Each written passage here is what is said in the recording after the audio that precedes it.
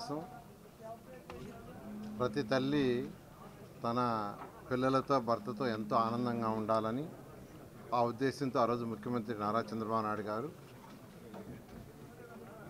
ఒక మంచి హౌసెస్ కట్టమని యాక్చువల్గా ఆదేశిస్తే ఈ టిట్కో హౌసెస్ని డిజైన్ చేసి 7,01,481 ఇళ్ళు కేంద్ర ప్రభుత్వం నుంచి తీసుకొచ్చాం. 7,01,481 ఇళ్ళు. అందులో 5 లక్షలకి కట్టేదానికి అడ్మినిస్ట్రేటివ్ క్లియరెన్స్ ఇచ్చాం. 5 లక్షలు కట్టమని అధికారులకి ఆదేశించాం. అందులో 4,54,704 4,54,704 ఇళ్ళకి టెండర్ పిలిచారు. ఎక్కడైతే సైట్స్ అవైలబుల్ ఉన్నాయో వాటన్నిటికీ టెండర్ పిలిచారు.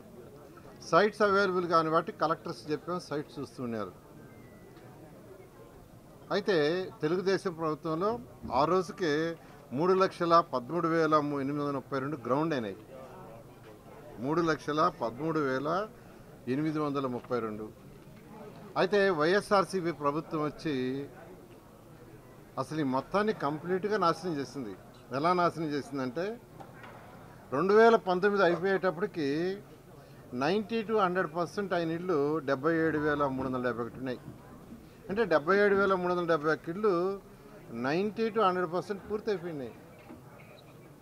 తర్వాత 50-75% అయినవి 64,245 ఉన్నాయి. 2019కి 25% నుంచి 50% అయినవి 49,325. ఒక 25% 10% అనేవి 1,22,000. అంటే అప్పటికే చాలా వరకు 100% అయినాయి, 90% అయినాయి, 80%, 70%. అయితే వైఎస్ఆర్సీ ప్రభుత్వం రావటం ఈ ఇళ్ళనన్నింటినీ తగ్గించేసి 2,62,216 చేశారు. ఏదైతే 5 లక్షలు మేము శాంక్షన్ ఇచ్చామో దాంట్లో నుంచి మిగతా యొద్దు, అవసరం లేదు. టిట్కో హౌసెస్ పేదల నిరుపేదలకి మంచి ఇళ్ళు అవసరంలా, 4 గోడలు కట్టి స్లాబ్ వేసి ఇస్తే చాలు.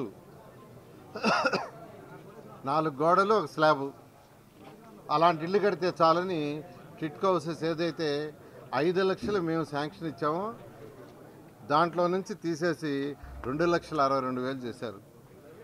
దాంట్లో కూడా కంప్లీట్ చేసింది 1,67,000. ఈ 1,67,000లో కూడా 77,000 మేమే పూర్తి చేసినాం. ఆ రోజు ముఖ్యమంత్రి గారు అనేక దేశ విదేశాలు చూసి ఆ దేశాల్లో పేదలు నిరుపేదలకు ఎట్లున్నాయో అలాంటి ఇళ్ళు కట్టమని చెప్తే అలాంటి ఇళ్ళు కట్టాం. చక్కటి vitrified tiles, A grade, 2 feet by 2 feet, front door frame teakwood, తర్వాత వచ్చి అటకలు, కిటికీలు high quality, doors high quality. అంతేకాదు డిజైన్ చేసిన రోడ్డు ఇప్పుడే ఎమ్మెల్యే గారు చెప్తున్నారు, ఇక్కడ వేసిన రోడ్డు నాసిరకం రోడ్డు వేసారు వాళ్ళని. High quality roads, drain, underground drain.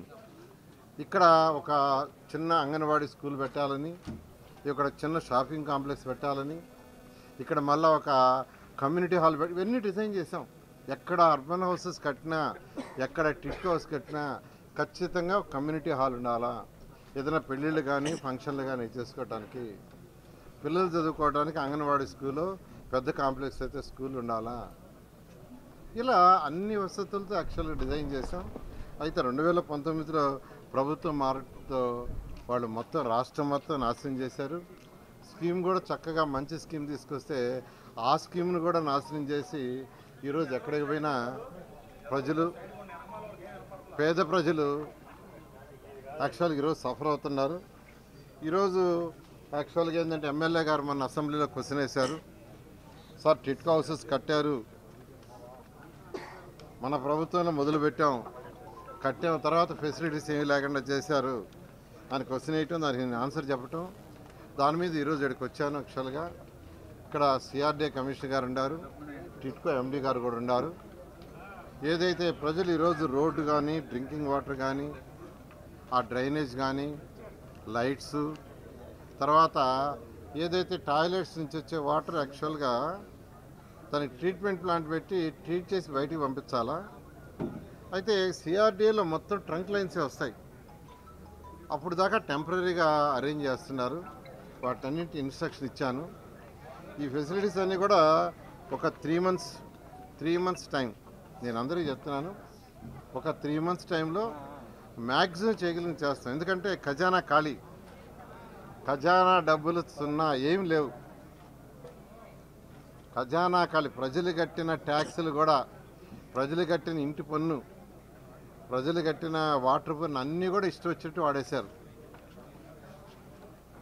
2019లో ఈ రాష్ట్రానికి ఏషియన్ ఇన్ఫ్రాస్ట్రక్చర్ ఇన్వెస్ట్మెంట్ బ్యాంక్ ద్వారా 5,350 కోట్లు తెచ్చాం.